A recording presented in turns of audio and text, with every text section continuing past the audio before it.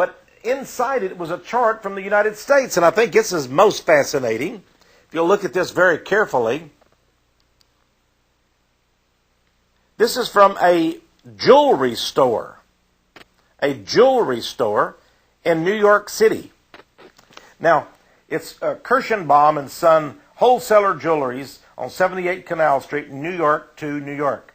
This is probably about 30 years old. It says that this is a chart of the most important Masonic emblems. And from on the right-hand side, beginning after the Blue Lodge with the 4th degree, Secret Master, going all the way up to the 32nd degree, they have the list of names of the various Masonic degrees, the rituals and the degree that you are awarded if you pass the initiation exercise, drama, and test for that degree. And it shows very clearly, for example, that most of the names have a Jewish influence. There is the Knight of the Brazen Serpent, the Prince of the Tabernacle, Chief of the Tabernacle. There's the Prince of Jerusalem. I mean, how more direct can you be? If you've got the if you've worked up to the 16th degree in Freemasonry, you'll be awarded the Prince of Jerusalem title. And there's a number of others to boot. The Knight Kadosh, number 30, the 30th degree, is also Masonic. Some years ago, as I began to look at Freemasonry and its relationship to Israel, in fact, the control of Israel by Masons, let me repeat that. Today, Israel, the nation of Israel, and the higher level Jewish positions in banking, finance, the media, the corporate world in the United States and Europe, and let me go on and include South America, Asia, and other continents in that as well.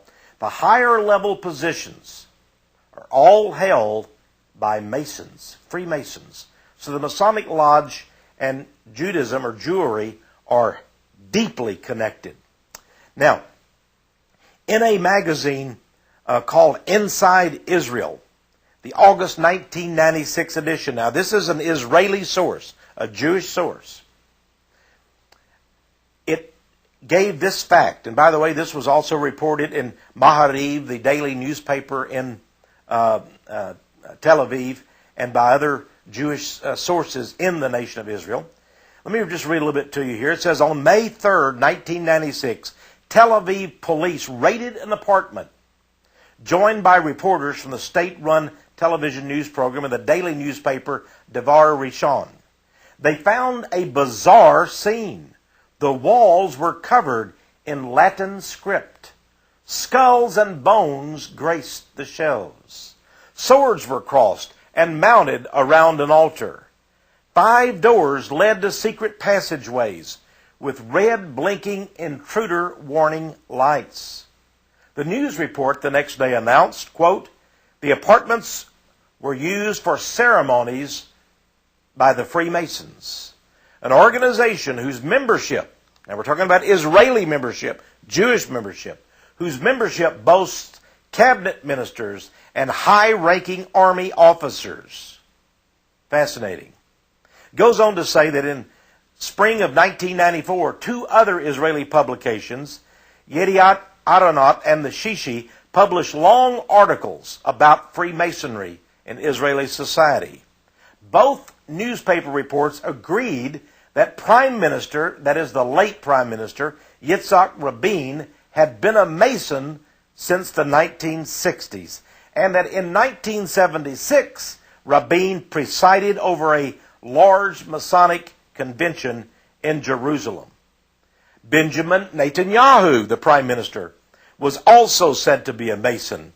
He was recruited when he was Israel's ambassador to the United Nations in New York City in the 1980s.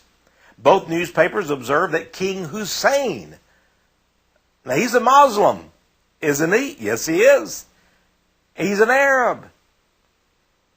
But King Hussein of Jordan had been a high-ranking and proud Mason who often traveled to London, England, to participate in secret Masonic ceremonies.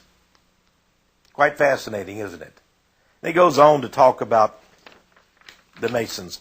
Here's a book sent to me by Barry Kamish, called Traitors and Carpetbaggers in the Promised Land, a journal of Israel's betrayal. Mr. Kamish is a very fascinating writer. He talks in here about the Kissinger connection, the CFR connection, the Clinton connection, the Vatican connection, the Mormon connection, the Rabin assassination connection, and there is a chapter in here about the Masons who appear to be in control of the nation of Israel.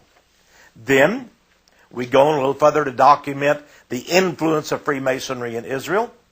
In October 1993, in the La Repubblica, that's an Italian newspaper, one of the most respected daily newspapers in Italy, La Repubblica, October 1993, was an article entitled Israel, the Pact Between Politicians and Masons. Fascinating, isn't it? It reported on a gala 40th anniversary celebration in Jerusalem of the founding of the Great Lodge of the State of Israel of ancient and accepted Freemasons. It says the ceremony was attended by the mayor of Jerusalem, Teddy Kollek, as well as the chief rabbi,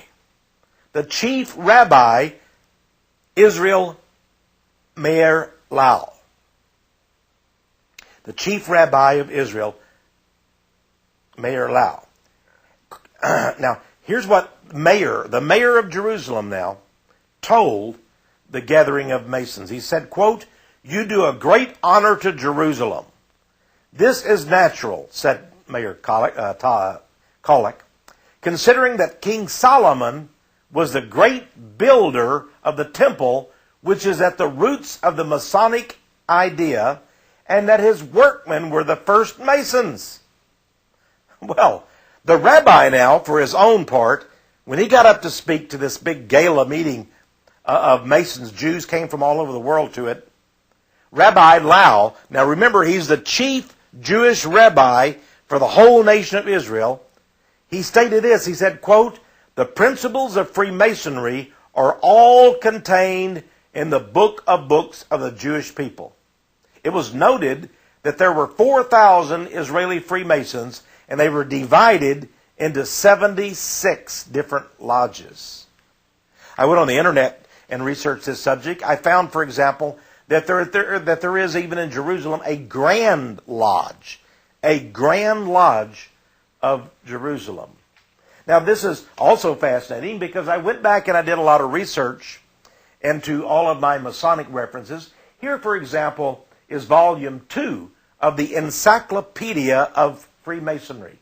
Notice on the spine here, it's by Albert Mikey, 33rd degree, and Charles McClanahan, 33rd degree. Okay? Now, in this tremendous resource, and I can't even tell you how many pages it is, but it goes to about 1,000 pages, and notice it's got gold, gilt edging around it.